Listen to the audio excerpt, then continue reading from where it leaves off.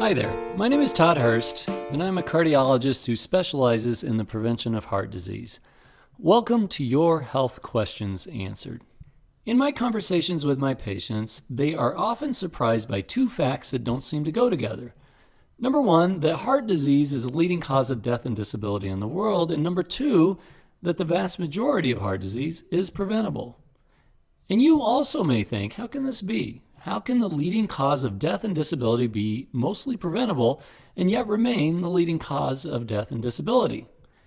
The answer, of course, is complex, but here's why I believe we can't rely on others to look out for our heart's health.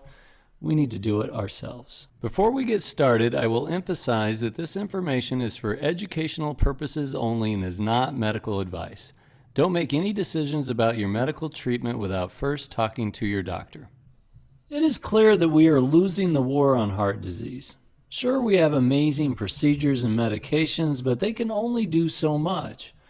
Heart disease remains the leading cause of death and disability in the world. What is particularly troublesome about this is that we know exactly how to keep your heart healthy. Take care of 7 common sense aspects of health and your risk of heart disease is decreased by 80%. Really, 80%. And the benefits don't end with heart disease. These 7 good health factors cut your risk of stroke by 50%, your risk of cancer by 1/3, and are the most effective ways to prevent dementia. So what are these 7 magical things? The American Heart Association calls them Life's Simple 7, and they are: get active, stop smoking, eat better, manage your blood pressure if you have high blood pressure, control cholesterol if you have high cholesterol, reduce your blood sugar if it's elevated, and then lose weight if you are overweight. So not particularly surprising, mostly these are common sense things, but when taken care of, remarkably effective at improving health, the length, and the quality of life. So how are we doing with this knowledge? By just about any criteria, the answer is poorly.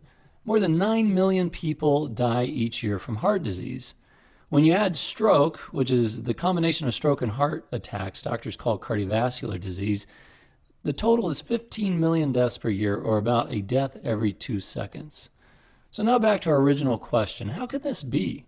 How can the leading cause of death and disability be mostly preventable and yet remain the leading cause of death and disability? It's a good question, and no doubt the reasons are complex, but one factor undoubtedly is that a lot of money is made when we are sick. The financial success of the tobacco industry, the fast food industry, the soft drink industry, the healthcare industry, pharmaceutical industry, and many others depends on you making choices that make your heart sick. But it doesn't have to be that way. You don't have to pay the bottom line of big industry with your life. It is important for you to know that your future health is in your hands. I will continue to talk about the simple steps that can keep your heart in the game because you and your heart deserve it. Thanks for watching. If you like this video, hit the like button below, share it with your friends and family, and be sure to subscribe. I would love to connect with you on Facebook, Twitter, or Instagram, and you can join my Better Health community at toddhurstmd.com, where we talk about your better health, better life, and better weight loss.